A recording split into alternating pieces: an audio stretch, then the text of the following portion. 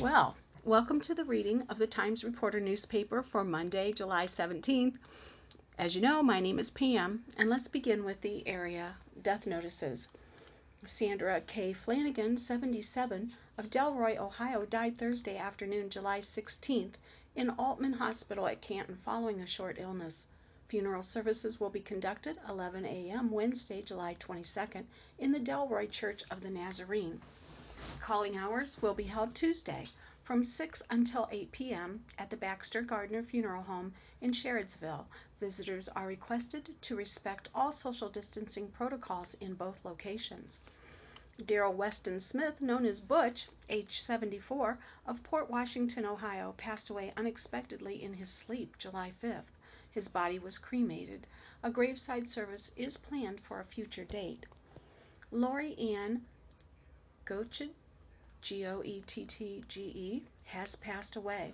Visitation will be Tuesday, July 21st from 5 to 7 p.m. at the Addie Funeral Home in Newcomerstown. Services will be Wednesday, July 22nd at 11 a.m. Levi L. Miller, Jr., 62, of Fredericksburg, passed away late Saturday, July 18th, at Life Care Hospice in Worcester. Funeral services will be held at the Bethel Fellowship Church in Millersburg on Tuesday, July 21st at 10 a.m. Friends and family may call at the church on Monday from 2 to 4 p.m. and 6 to 8 p.m. David A. Rectanus, 64, of Yerkesville, passed away peacefully with his loving wife by his side on July 17th at Claymont Health and Rehabilitation. A graveside service officiated by David's friend and co-worker, Pastor Rashid Asamad, will be held on Tuesday, July 21st at 11 a.m. in Yerkesville Union Cemetery. Howard Eugene Stevens, known as Howard or Buddy, 60 years old, of Tippecanoe, passed away on Saturday, July 18th, in Community Hospice Truman House at New Philadelphia, following a period of declining health. In keeping with his wishes, Howie's cremation care is to be conducted through the Lynn Hurt Geib Funeral Home and Crematory at New Philadelphia, and a memorial service will be held at a later date. Well, that concludes the area deaths listed in today's online edition. So let's begin today's reading and the first article. Car fire takes place at Strasburg McDonald's by Barb Limbacher. In Strasburg, the volunteer firefighters responded to a vehicle fire about 12:35 p.m. Saturday at McDonald's restaurant located at 607 South Wooster Avenue. Assistant Fire Chief Eric Howes said a 2009 Nissan Versa, driven by Charlene Troyer of New Philadelphia, was in the drive-thru lane of McDonald's when she noticed smoke coming from under the dash and pulled out of the lane into a parking place. According to Howes, the vehicle was borrowed and not owned by Troyer. She said the vehicle had been missing and stalling for several days. The fire was ruled as mechanical failure, said Howes. The radiant heat melted a section of the vinyl fence at McDonald's, and a 30-foot section of weeds on the other side of the fence caught on fire. Fire Captain Steve Jokey said the vehicle was a total loss. He said there were no estimated damages. Firemen remained on the scene for several hours to clean up. Howes said the fire was about 50 feet from the front entrance to the restaurant, so the employees kept the drive-thru open. There was no smoke damage to the restaurant and no injuries. This next article is entitled, Arts Center of Newcomerstown Reopens Doors. The Arts Center of Newcomerstown reopened its doors Saturday, July 11th, to present a very special collection of artworks titled Kevin Bachtel in Art and Spirit. The exhibit is a colorful and wide array of never-before-seen artwork created by Kevin Bachtel, who lived from 1964 to 2019 throughout his life. Painting abstract art was his passion and obsession. When Bachtel was young, he obsessively stayed up and sketched into the early hours of the morning, catching a glimpse of the sunrise and watching the bus pass by before realizing it was time for school. That passion followed him to Columbus College of Arts and Design, where he earned a Bachelor of Fine Arts degree while serving his country as a tank sergeant in the Ohio Army National Guard. After marrying and relocating to the Cambridge area, Bechtel joined the Eastern Ohio Arts Guild. His painting titled Tornado was awarded the county's favorite People Choice Award at the Salt Fork Arts and Crafts Festival in 1998. That painting now hangs in the ICU waiting area at Southeastern Ohio Regional Medical Center in Cambridge. In 2007, Bechtel returned to the Salt Fork Festival with a display of large paintings. The fact is, the paintings were so big they would not fit inside the tent, so he simply placed them around the tent and won the Board of Reactors Award of Best of Show. Bechtel also worked with the developmentally disabled in Columbus on the weekends and earned enough to continue his passion. During the week, he painted, hiked, and was a daytime dad to his son Benjamin. He had some health problems, and those struggles brought Bechtel back to family roots in Newcomerstown. In 2014, he won first place with his painting Celestial Being at Newcomerstown Bicentennial Celebration. Many ideas for Bechtel's paintings were inspired by nature as he backpacked across the country. Bechtel continued to paint until he passed away in the spring of 2019 at the age of 54. His art has touched the lives of many, many people and will continue to live on forever, says Michael Wise, Executive Director of ArtSNCT. Kevin's art firmly stands on its own and not only touches the soul, but it unwaveringly inspires greatness. It is evident that he poured his soul into each piece he created, deepening one's own thoughts and witnessing beauty buried beneath the color. The exhibit Kevin Bechtel in Art and Spirit is on display at, I'm never going to say it right, ARTSNCT through August 31st. Moving on. Tuscarawas Valley churches cope with complexities and frustrations of COVID-19 pandemic by John Baker. As Ohio reopens after the COVID-19 shutdown, pastors of area churches are dealing with the confusion and frustrations of a fluid situation where the rules are constantly changing and new restrictions always remain a possibility. The Rush Community Church of the Nazarene, located south of Uhrichsville, is now holding 2 Sunday services, a drive-in service at 10:45 a.m. and an in-church service at 8:30 a.m. It's been a crazy time for the last couple of months, Pastor Brett Warkentine said. The drive-in service remains the most popular, attracting between 75 and 80 people each week. The in-church service draws at most 14 people. The church takes precautions to make sure the first service is safe. Pews are taped off to keep people from sitting near each other. Hand sanitizer is available, and hymnals and Bibles have been removed to prevent the spread of the virus. A couple cleans the pews after the service. Masks are not required at this time. The mask policy varies from church to church throughout the Tuscarawas Valley. At the Roscoe United Methodist Church in Coshocton, protective masks are strongly recommended but are not required. Dover First Moravian Church requires the wearing of masks. A mask is an inconvenience, but a minor sacrifice for me in order for the greater good of the community and the health and welfare of others, says the church's pastor, John Wallace. 2 young people in the congregation made a large mask for the lobby area. On the mask is printed, "Here we smile with our eyes." At the Rush Church of the Nazarene, the board has been paying close attention to the state's new color-coded Ohio Public Health Advisory System. Counties are given a color ranking based on the severity of the COVID-19 outbreak there. Tuscarawas County is currently ranked orange, which is level 2. If it moves up to red, which is level 3, the wearing of masks becomes mandatory.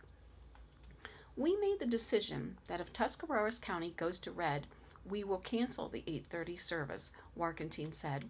You have to think of those most vulnerable people in your population. We want to move forward without putting them at risk. If the county remains orange for the next 6 weeks, the church plans to resume in-church worship during the 10:45 a.m. service, he said.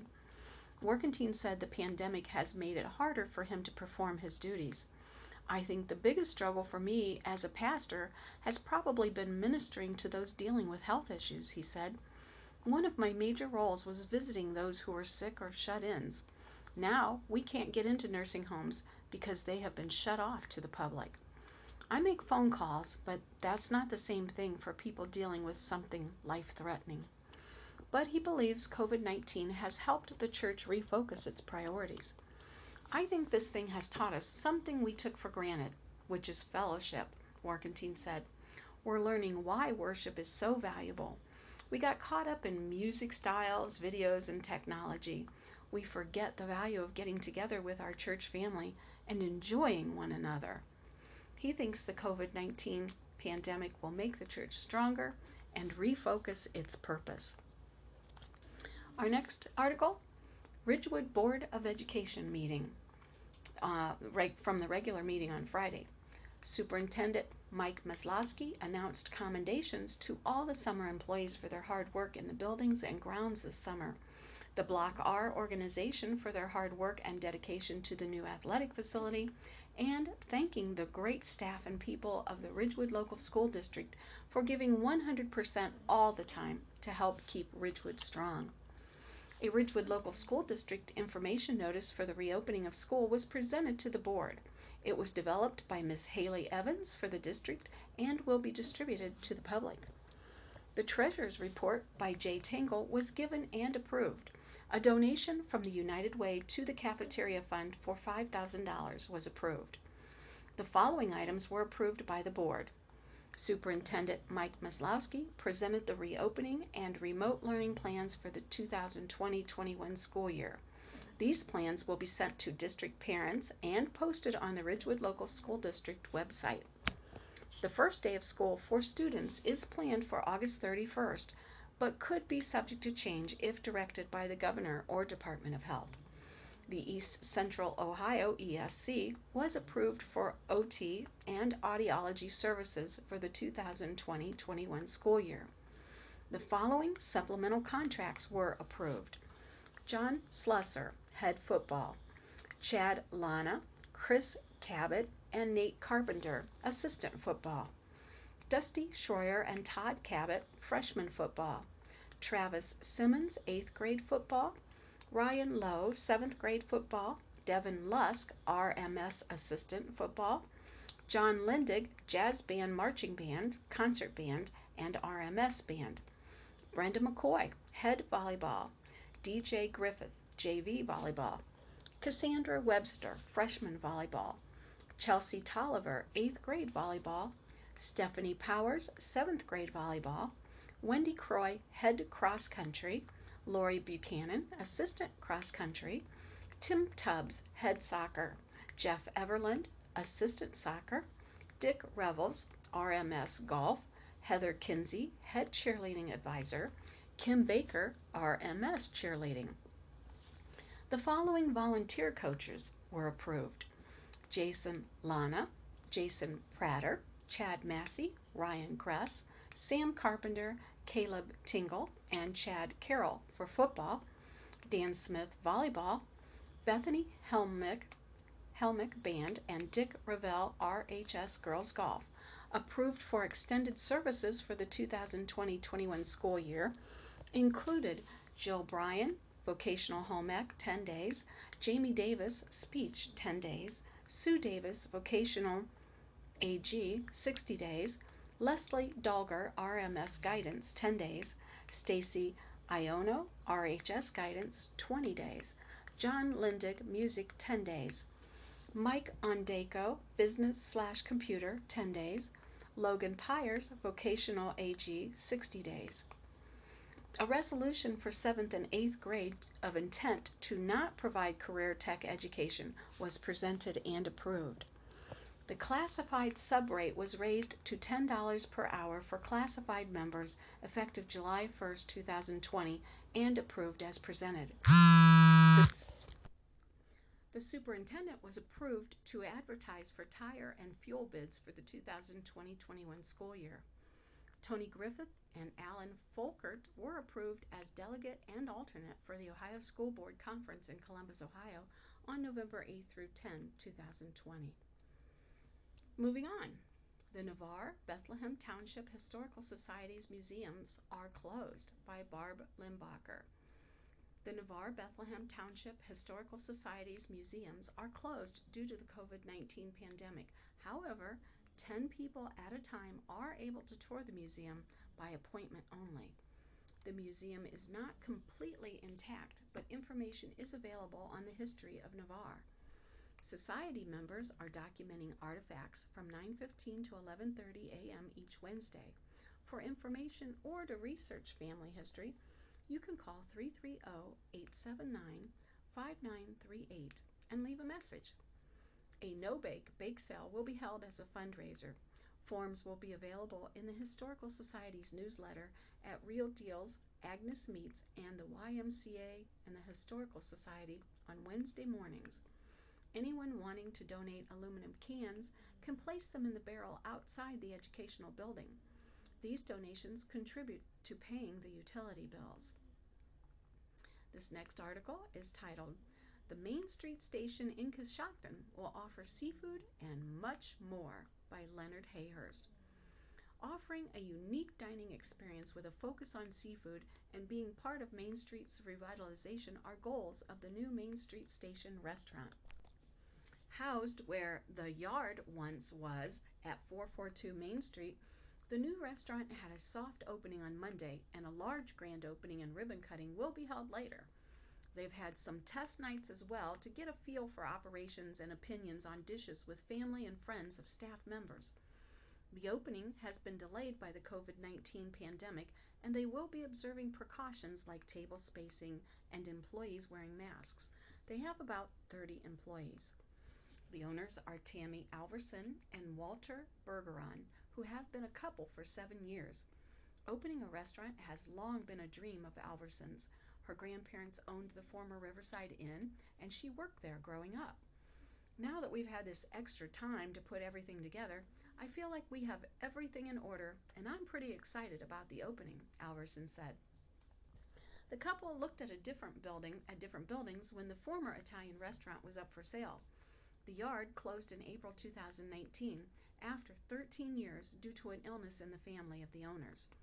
Bergeron said having already been a restaurant made the space ideal, even though they have made many reservations from new floors to a revamped kitchen. The decor now connects with railroad and beachfront themes. The building is near what was once a major railroad stop, and train tracks still run nearby. Alverson went to college at the University of North Carolina and fell in love with the type of seafood found on the coast. "We want to offer a variety of things, some good pasta and seafood. We want to put an emphasis on seafood," Alverson said. "It's kind of just a mix with a good selection of sandwiches and salads for lunch." The menu will feature pizza and pasta like The Yard and staples such as steaks, but seafood will be a centerpiece. A lobster grilled cheese sandwich is an example of a unique menu item. A liquor license is in the works, and they plan to have a bar. "We've got a lot of different things on the menu you're not going to find anywhere else in town," Bergeron said. "The menu is very diverse."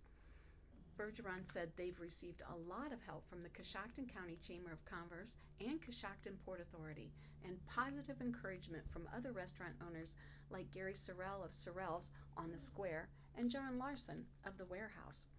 "I don't feel like we're in competition with any of the other restaurants in town, and I don't want to be. I want everybody to do well," Bergeron said. "This just gives everybody in Coshocton another choice." Additionally, Bergeron likes the fact they can be part of Main Street revitalization. He's encouraged by building renovation projects he sees around him by Tim and Liz Argyle, Kirby and Amy Hasterman, and Jason and Carly Thompson. A future goal is to put 2 escape rooms upstairs, something one would have to go to a large city like Columbus or Cleveland to find. They also want to offer catering and an event space in a banquet room. "What we want to do is just be a good family-friendly restaurant that caters to the community, their needs, and gives back to the community. We're trying to help rebuild Main Street, Bergeron said.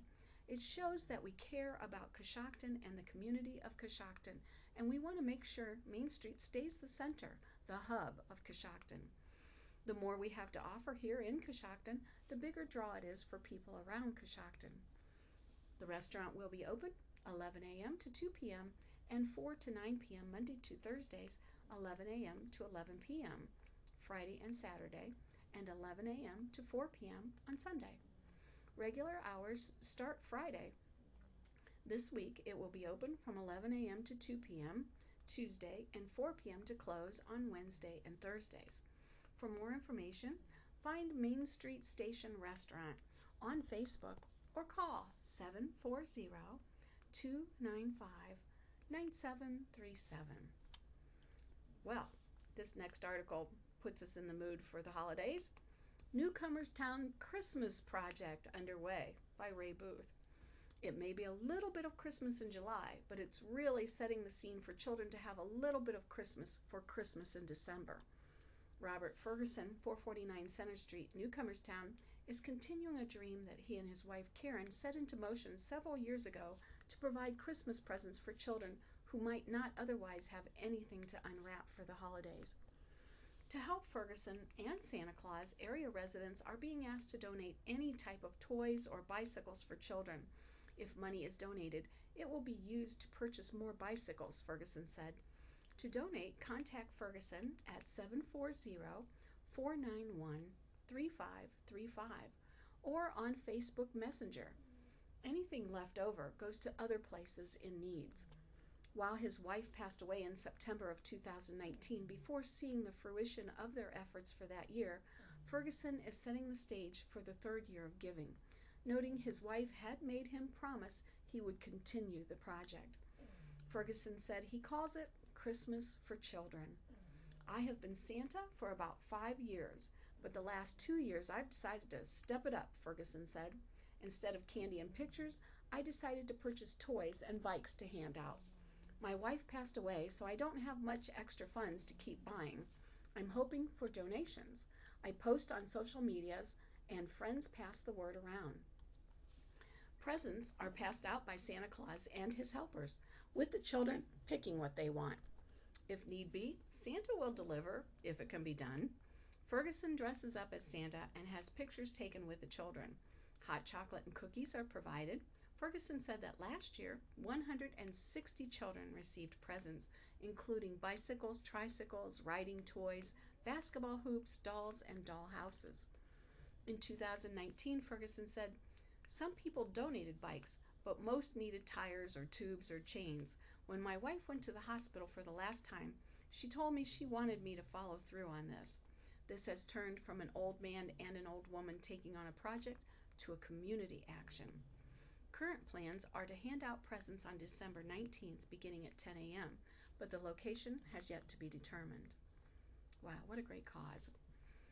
Next article, Mineral City Village Council Special Meeting by Barb Limbacher. Thursday, July 16th meeting.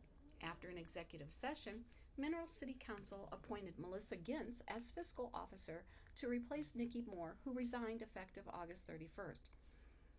Gintz will begin training immediately and will earn $675 per month. She is also the village income tax administrator and will receive $200 per month.